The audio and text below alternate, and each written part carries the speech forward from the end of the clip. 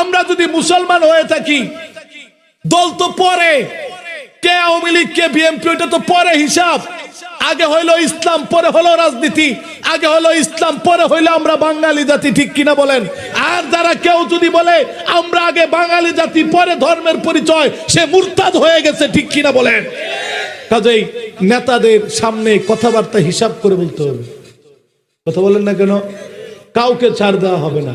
কোন নেতা যদি বলে আমরা আগে বাঙালি পরে আমরা কি মুসলমান, তাহলে তার ঈমান থাকবে না? আমরা আগে বাঙালি না আগে মুসলমান?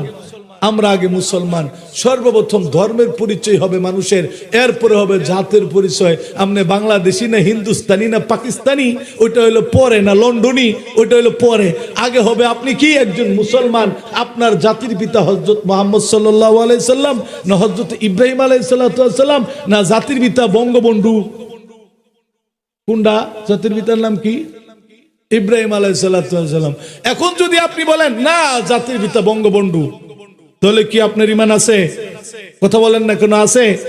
আবার যদি কোন লোক যদি আইসা এই কথা বলে যে আমরা আমাদের বাবাকে আবার পুনরায় জাতির পিতা বানানোর চেষ্টা করবেন, তৌহিদি জনতা মেনে নিবে না, ঠিক কিনা বলেন? জাতির পিতা আওয়ামী লীগ বুঝি না, বিএনপি বুঝি না, জামাত বুঝি না, যে মানুষ নিজেকে মুসলমান দাবি করবে তার জাতির পিতা হবে হযরত ইব্রাহিম আলাইহিস সালাম।